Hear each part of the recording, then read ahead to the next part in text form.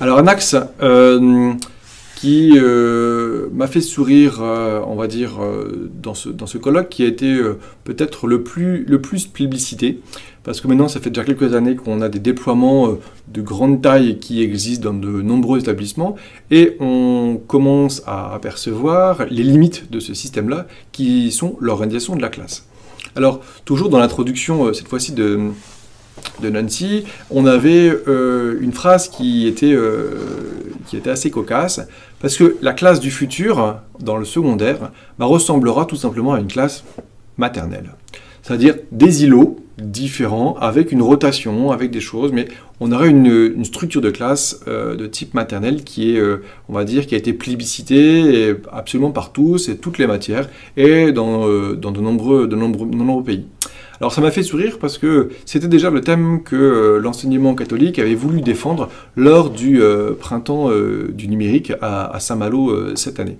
On avait déjà posé cette problématique et on avait déjà mis en place cela même dans la conception et l'accueil de la rotonde qui avait été imaginée par mes collègues et par toute l'équipe, on va dire, du printemps du numérique de cette année.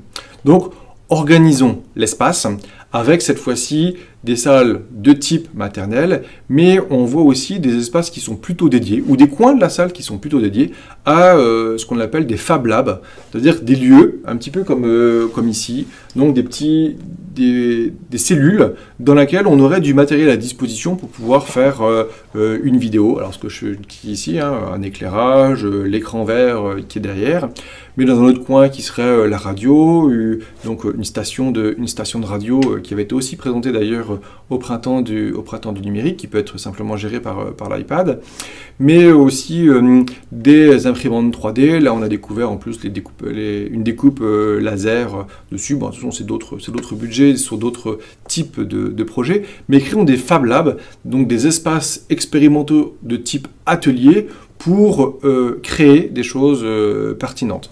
J'amène ma classe dans ces outils-là et les enfants vont aller s'approprier tel ou tel outil pour pouvoir répondre à la problématique que j'ai pu imaginer. Ça veut dire aussi qu'on imagine et qu'on repense complètement notre façon de formuler les questions.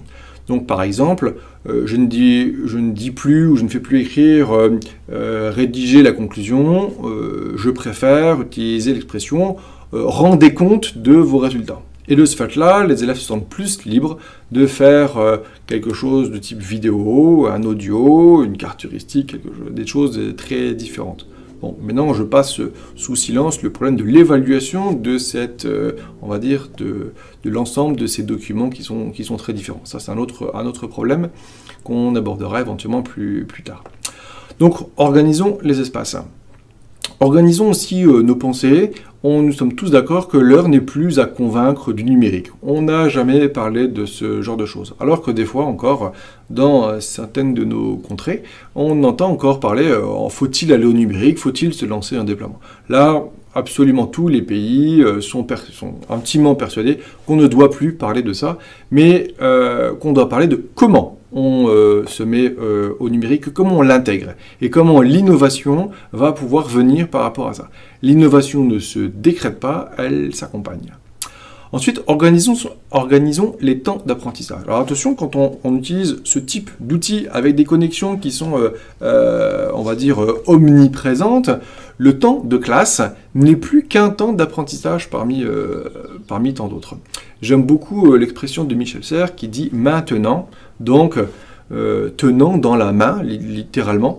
Donc ça veut dire que les enfants ont tout le temps, maintenant, toute l'information dont ils ont besoin. Le problème, c'est l'organiser, la structurer, l'agencer pour pouvoir proposer des informations. Et c'est là que toute la part de l'enseignant est primordiale. Comment l'enseignant va-t-il pouvoir accompagner ses élèves dans ce maintenant ? Pour avoir une échelle de comparaison, on va dire que les outils qu'on utilise actuellement sont plus puissants que les calculateurs des missions Apollo. Donc ça veut dire que mon enfant de 8-9 ans qui manipule de temps en temps mon iPad a une puissance de calcul dans les mains qui nous est d'ailleurs et qui m'est à moi-même tout à fait incommensurable. Ensuite, organisons les profils pour éduquer nos enfants. Et au début, quand on a lancé ces expérimentations, nous, moi le premier, on a créé des profils très bridés. On est tous d'accord maintenant pour dire arrêtons de brider les enfants, de toute façon plus on les bride et plus ils vont chercher à débrider le système et on ne peut pas être à l'abri de l'ensemble. Les derniers événements d'actualité nous le montrent bien. Accompagnons un maximum ces enfants dans la culture du numérique et la responsabilité. Beaucoup de nos enfants sont sur des réseaux divers et variés, réseaux sociaux ou d'autres, mais il faut qu'ils fassent absolument attention, et c'est à nous à les éduquer à cela, à l'image qu'ils vont pouvoir donner d'eux-mêmes, aux traces numériques qu'ils vont pouvoir faire par rapport à ça. Donc, il faut pouvoir les responsabiliser par rapport à l'ensemble de ce phénomène. Alors peu importe comment on les appelle, certains pays appellent des élèves qui sont autonomes, qui dirigent des autres, des escouades, moi je les appelle mon Genius Bar, enfin bref, peu importe l'ensemble des solutions, mais on converge tous pour dire il faut donner aux enfants le pouvoir de choisir, d'accompagner, d'expliquer aux autres et comment fonctionne cet outil numérique et comment on peut en être responsable. Enfin, dernier volet de cette organisation des profils, qui est l'accompagnement des parents. L'ensemble des recherches montrent que les parents actuellement deviennent un petit peu, on va dire, en décrochage par rapport à ce que font leurs enfants. On a tous eu le coup, maman, aujourd'hui j'ai fait une interrogation, et l'interrogation c'était de réaliser une émission de radio.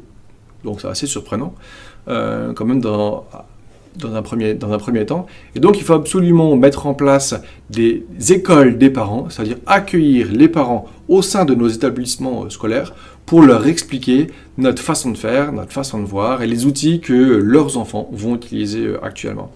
Encore au congrès de l'appel à Marseille,